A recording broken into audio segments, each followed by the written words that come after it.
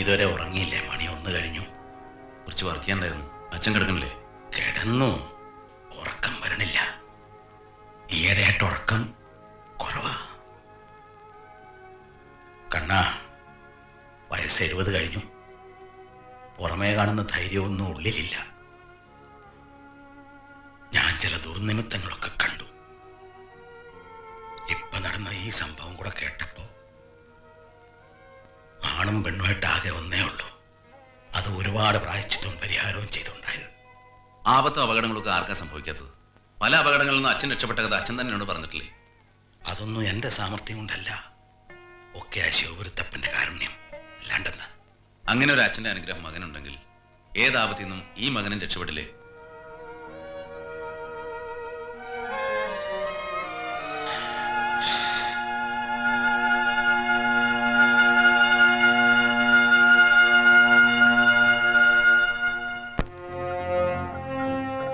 Motive conspiracy act. ഇന്ത്യയിലെ മറ്റ് സംസ്ഥാനങ്ങളെ വെച്ച് നോക്കുമ്പോൾ ഇതുപോലുള്ള രാഷ്ട്രീയ കൊലപാതകങ്ങൾക്ക് തീരെ സാധ്യത കുറഞ്ഞ സംസ്ഥാനമായിരുന്നു കേരളം. പക്ഷേ ഇവിടെയും അത് സംഭവിച്ചിരിക്കുന്നു. That was a premeditated brutal assassination. മറ്റേത് കൊലപാതകങ്ങളും പോലെ ഇതിനും ആ 3 കാരണങ്ങൾ ആവശ്യമാണ്. മോട്ടീവ് ലക്ഷ്യം, കോൺസ്പിറസി ഗൂഢാലോചന, ആക്ട് കൃത്യം, which together manifests into the ultimate crime. ഇതിൽ കൃത്യത്തെക്കുറിച്ച് ചില വ്യക്തമായ സൂചനകൾ ലഭിച്ചിട്ടുണ്ട്. ആ കില്ലർ വുമന്റെ ഫോട്ടോഗ്രാഫ്സ്, ബ്ലാസ്റ്റ് റിമോട്ട് കൺട്രോൾ ഒരു ക്യാമറ വഴിയാണ് ഉപയോഗിച്ചിരുന്നു എന്നുള്ളതിന് ചില സൂചനകൾ, ആൻഡ് സംതിങ് ലൈക്ക് ദാറ്റ്. എന്താ ഫോട്ടോഗ്രാഫ്സ് കിട്ടിയോ? പബ്ലിക് റിലേഷൻസ് എല്ലാം പറഞ്ഞു കഴിഞ്ഞു സാർ. സ്റ്റേറ്റ് ആകെ CM പങ്കെടുത്ത എല്ലാ മീറ്റിംഗിന്റെയും. അയ്യോ, അതല്ല മിസ്റ്റർ പൊതുവാൾ, ആ കില്ലർ വുമന്റെ അത് കിട്ടിയോ? ഇല്ല സാർ, ഞാൻ ഇന്നും ഹെഡ്ക്വാർട്ടേഴ്സിൽ പോയപ്പോൾ അന്വേഷിച്ചു. ഫോട്ടോസ് എല്ലാം കോർട്ടിലാണ്. കിട്ടിയാൽ ഉടനെ ഏൽപ്പിക്കാമെന്ന് ഏറ്റിട്ടുണ്ട്. ഇതുപോലുള്ള എക്സ്ക്യൂസുകൾ കുറെ ആയല്ലോ കേൾക്കുന്നു. No, this is something which I cannot tolerate. ഇന്ന് തന്നെ ഒന്നുകൂടെ പാസ് സാർ. ഇതുപോലൊരു നേതാവ് അതിദാരുണമായി കൊല്ലപ്പെടണമെങ്കിൽ ശക്തമായ കാരണം വേണം. അതുപോലെ ശത്രു പ്രബലനായിരിക്കണം. അത്യാവശ്യം ബ്യൂറോക്രസിയെയും പോലീസിനെയും ഒരുപോലെ സ്വാധീനിക്കാൻ ശക്തിയുള്ളവനായിരിക്കണം. എന്താ ഞാൻ പറഞ്ഞത് ശരിയല്ലേ? മറിച്ച് എന്തെങ്കിലും അഭിപ്രായം ഉണ്ടെങ്കിൽ ഇപ്പൊ പറയാം. നമുക്ക് തർക്കിക്കാം, തല്ലുവരെ പിടിക്കാം. പക്ഷേ റിസൾട്ട് കിട്ടണം, അത് നിർബന്ധം. സർ, പോലീസ് തന്ന റെക്കോർഡ്സിൽ ഒരു ഇന്റലിജൻസ് റിപ്പോർട്ടിനെ കുറിച്ച് പറയുന്നുണ്ട്. പാർട്ടി തന്നെ ബൈ ഇലക്ഷനിൽ മിസ്റ്റർ മാധവനെ തോൽപ്പിക്കാൻ തീരുമാനിച്ച കാര്യം. കൂടാതെ ന്യൂട്രൽ വോട്ടുകൾ എന്ത് വില കൊടുത്തും വാങ്ങാൻ തയ്യാറായിരുന്നതായും റിപ്പോർട്ടുണ്ട്. മാധവനെ പോലെ ജനസമ്മതിയുള്ള ഒരു നേതാവിനെ പാർട്ടി തന്നെ തോൽപ്പിക്കാൻ തീരുമാനിക്കുക, അതും ഒരു ബൈ ഇലക്ഷനിൽ. എന്താ അതിന് കാരണം? ന്യൂട്രൽ വോട്ടുകൾ വിലയ്ക്ക് വാങ്ങാനുള്ള പണം എവിടുന്ന്? ഒരിക്കലും പാർട്ടി ഫണ്ടാവാൻ വഴിയില്ല. അപ്പോൾ ആരാണ് അതിന് പണം മുടക്കാൻ തയ്യാറായത്? ആ ഫൈനാൻഷ്യർക്ക് എന്താണ് മാധവനോട് ശത്രുത? ഈ ചോദ്യങ്ങൾക്കെല്ലാം മറുപടി കിട്ടിയാൽ മോട്ടീവ് അല്ലെങ്കിൽ ലക്ഷ്യം വ്യക്തമാകും, കാരണക്കാരും വ്യക്തമാകും. There ends the first part of our investigation. സംഗതി പെട്ടെന്ന് പറഞ്ഞു തീർക്കാൻ കഴിഞ്ഞു അല്ലേ? But how? മേൽ പറഞ്ഞ ചോദ്യങ്ങൾക്ക് ഉത്തരം എവിടെ നിന്ന് ലഭിക്കും? Anyway, for a beginning, we'll start with the party leaders. അവർക്ക് എന്താണ് പറയാനുള്ളത് നമുക്കൊന്ന് കേൾക്കാം. സ്വന്തം സ്ഥാനാർത്ഥിയെ പാർട്ടി തോൽപ്പിക്കാൻ ശ്രമിച്ചു. കള്ളം, ആരോ കെട്ടിച്ചമച്ച പച്ചക്കള്ളം. നിങ്ങൾക്കറിയോ, പാർട്ടിയുടെ ജീവനാടിയായിരുന്നു മാധവൻ. എന്തെങ്കിലും കാരണം പറഞ്ഞ് പാർട്ടിക്ക് മാധവന്റെ സ്ഥാനത്ത് നിന്ന് ഒഴിവാക്കണമെങ്കിൽ ഞങ്ങൾക്ക് ഒരു ബുദ്ധിമുട്ടുമില്ല. ഒരു റെസിഗ്നേഷൻ ആവശ്യപ്പെട്ടാൽ ഏറ്റവും കൂടുതൽ 5 മിനിറ്റ്, അതിനപ്പുറം വേണ്ടി വരില്ല. ഞങ്ങളുടെ പാർട്ടി ഡിസിപ്ലിൻ നിങ്ങൾക്ക് അറിഞ്ഞൂടാത്തോണ്ടാണ്. ഒരടിസ്ഥാനമില്ലാതെ ഇന്റലിജൻസിൽ നിന്ന് അങ്ങനെ റിപ്പോർട്ട് ഉണ്ടാവില്ലല്ലോ. അത് ഇന്റലിജൻസുകാരോട് ചോദിക്കേണ്ട ചോദ്യമാണ് മിസ്റ്റർ. ഇരിക്കുന്ന കൊമ്പ് വെട്ടിക്കളയെ മാത്രം വിട്ടികളല്ല ഞങ്ങൾ. അന്ന് നടന്നത് ടെററിസ്റ്റ് ആക്ട് ആണ്. Terrorist act. അത് മനസ്സിലാക്കാനുള്ള മിനിമം കോമൺ സെൻസ് പോലും ഇല്ലാതെ രാജ്യത്ത് ഏത് ക്രൂരകൃത്യങ്ങൾ നടന്നാലും അതിന്റെയൊക്കെ ഭാരം രാഷ്ട്രീയക്കാരുടെ ചുമലിൽ വെക്കാനുള്ള നിങ്ങളുടെ ഈ പ്രവണതയുണ്ടല്ലോ, അത് നീചമാണ്, ക്രൂരമാണ്, തോന്നും. സ്ഫോടനത്തെക്കുറിച്ചോ അതിൽ നിങ്ങൾക്കുള്ള പങ്കിനെ കുറിച്ചോ നിങ്ങളോട് ആരും ഇവിടെ ചോദിച്ചില്ല.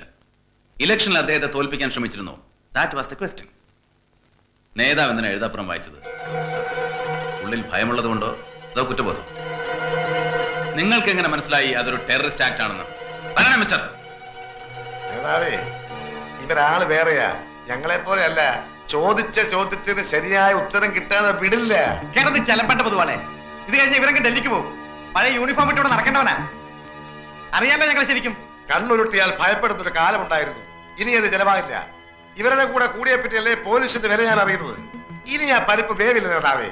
വരട്ടെ, ചുരുണ്ടൂടി കിടക്കുന്ന ഉശരൊക്കെ പുറത്ത് വരട്ടെ.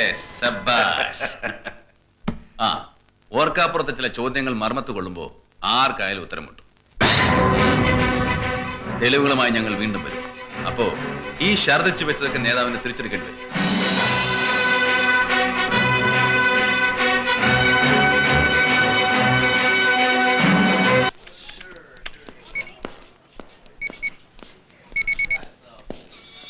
Excuse me sir. യെസ്. ഞാൻ തോറ്റ് സാറേ, എനിക്കിനി വയ്യ. ഇങ്ങനെയുണ്ടോ സ്ത്രീകള്? ഓ, ഒരു സാധനം തന്നെ. കാര്യം പ്രഭുതോളെ. സാറേ, ഞാനിത് എത്രാമത്തെ പ്രാവശ്യം ആ ഫോട്ടോഗ്രാഫ്സിന് വേണ്ടി ആ സ്ത്രീയെ കാണാൻ ചെല്ലുന്നത്. ഓരോ പ്രാവശ്യം ഓരോ തടസ്സങ്ങള്. പൊതുവാളിന് ഈ കാര്യത്തിന് വേണ്ടി മീനാ നമ്പ്യാരെ കാണാൻ പോകണ്ട. അവർക്ക് അസുഖം വേറെ. അത് ഞാൻ ട്രീറ്റ് ചെയ്തോളാം.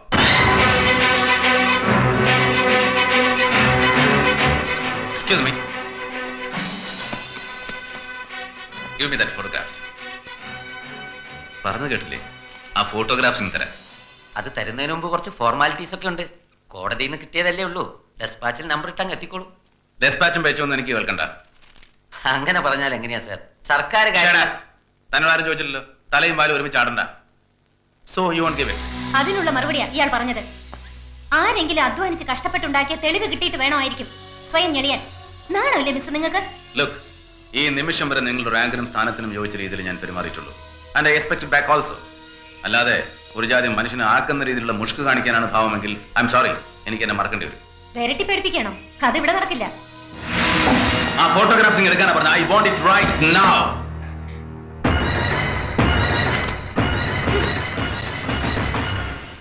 രൂപയ്ക്ക് 8ഉം 10ഉം കിട്ടുന്ന ഒരുപാട് ഓഫീസേഴ്സ് ചുറ്റും തിരുവാതിര കളിക്കാൻ തയ്യാറായി നിൽപ്പുണ്ട്. അവരോട് മതി അഭ്യാസമൊക്കെ. നിങ്ങൾ എന്താ പറഞ്ഞേ? അധ്വാനിച്ച് കഷ്ടപ്പെട്ട് തെളിവുണ്ടാക്കിയെന്നോ? എന്നിട്ട് എന്ത് സംഭവിച്ചു? 5-8 മാസം അതിന്റെ പുറത്ത് അടയിരുന്നല്ലോ, ഒന്നും വിരിഞ്ഞില്ലേ? കണ്ണൂരും കോഴിക്കോടും സർവീസിൽ വിലസിയിരുന്ന കാലത്ത് വാണിഭ കേസിൽ കുറെ പ്രമാണിമാരുടെ ഉറക്കം കെടുത്തിയതല്ലാതെ ആരോടെങ്കിലും അന്തസ്സോടെ പറയാൻ തെളിയിച്ച ഒരു കേസെങ്കിലും നിങ്ങളുടെ ക്രെഡിറ്റിലുണ്ടോ? നാക്കിൽ കത്തിയുണ്ടായ പോരാ, ഇതിൽ വല്ലതും വേണം ബുദ്ധി. അങ്ങനെ ഒരു സാധനത്തെ കുറിച്ച് കേട്ടിട്ടുണ്ടോ? അതുണ്ടായിരുന്നെങ്കിൽ കോഴിക്കോട് ഒരു നേതാവ് ആണുങ്ങളായാൽ ഐസ്ക്രീമും കഴിക്കും, പെണ്ണുങ്ങളായാൽ വാണിഭവം നടത്തുമെന്ന് പ്രസംഗിച്ചപ്പോ എല്ലാവരുടെയും മുന്നിലിരുന്ന് ആർ തട്ടഹസിച്ച് ചിരിക്കില്ലായിരുന്നു.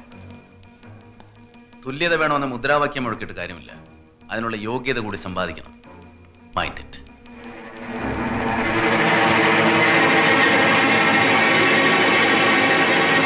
ഇയാൾ ആള് തിരക്കാരില്ല കേട്ടോ. Sir,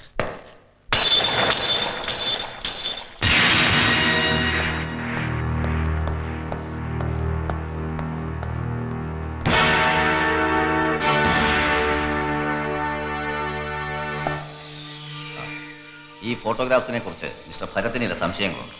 he wants to clear it with you. ഫോട്ടോഗ്രാഫ്സിനെ കുറിച്ചല്ല, അതിന്റെ സോഴ്സിനെ കുറിച്ച്. മനസ്സിലായില്ല. I explain. ഈ കേസിന്റെ സുപ്രധാന തെളിവാണ് ഈ ഫോട്ടോഗ്രാഫ്സ്. ഇതിൽ നിന്നാണ് മറ്റെല്ലാ തെളിവുകളും ഉരുത്തിരിഞ്ഞിരിക്കുന്നത്. കില്ലർ സ്ത്രീയാണെന്ന് മനസ്സിലായത്, വാടകയ്ക്ക് താമസിക്കുന്ന വീടും ഒക്കെ. So this evidence should be credible and convincing, right? അല്ലെന്നാര് പറഞ്ഞു? അല്ലെന്ന് ഇതുവരെ ആരും പറഞ്ഞിട്ടില്ല. ഇനി അത് പറയാതിരിക്കാൻ വേണ്ടിയാണ് നിങ്ങളോട് വരാൻ പറഞ്ഞത്.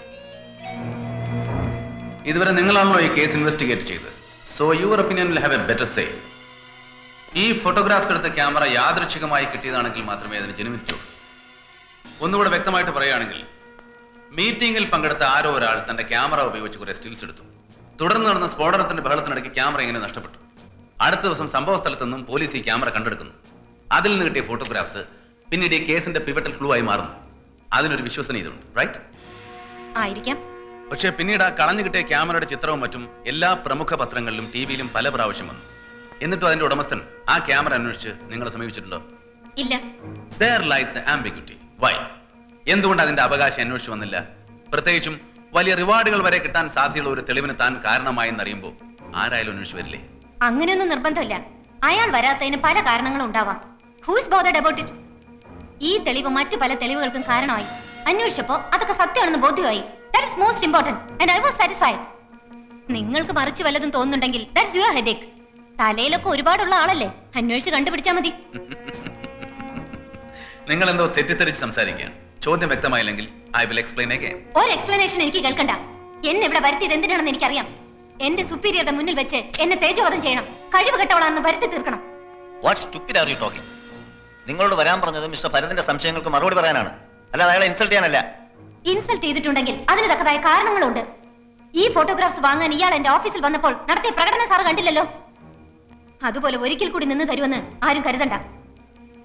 വീണ്ടും ഒരു 100 പ്രാവശ്യം നിങ്ങൾ ഇതുപോലെ നിന്ന് തരും. അതിനുള്ള വളർച്ചയെ മാരത്തിനുള്ളൂ. എന്നാ കാണിക്കണം മിസ്റ്റർ. ഒരു മടി ഉണ്ടായിട്ടില്ല. പക്ഷേ ഞാൻ ബഹുമാനിക്കുന്ന ഒരാളുടെ പ്രസൻസ് ഇവിടെ ഉള്ളത് കൊണ്ട് ഒരു ചെറിയ റെസ്ട്രിക്ഷൻ, അത്രേ ഉള്ളൂ. എന്ന് വെച്ച് ആ സൗജന്യം എപ്പോഴും ഉണ്ടാവുമെന്ന് വിചാരിക്കണ്ട. Anyway, thanks for coming. Now you may please take your leave.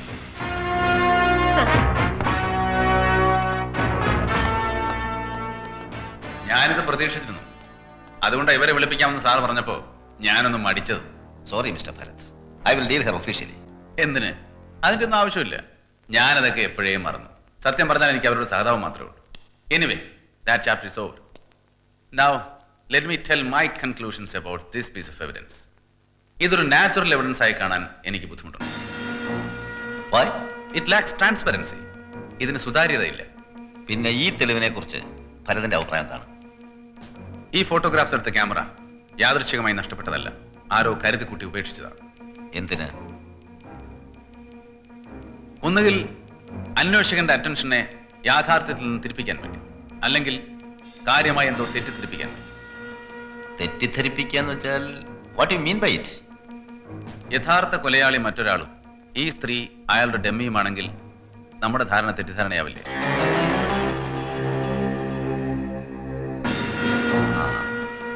ഞാനൊരു ഉദാഹരണം പറഞ്ഞതേ ഉള്ളൂ. ഈ ഫോട്ടോഗ്രാഫ്സ് കിട്ടിയതിനു ശേഷം വ്യക്തമല്ലാത്ത പല സംശയങ്ങളും എന്നെ വല്ലാതെ ഹോണ്ട് ചെയ്യുന്നുണ്ട്. പക്ഷേ അതൊന്നും ആധികാരികമായി പറയാനുള്ള തെളിവുകളൊന്നും എൻ്റെ പക്കലില്ല. But if my thought leads me right, you can expect a surprise. അതുവരെ നമുക്ക് ക്ഷമിക്കാം.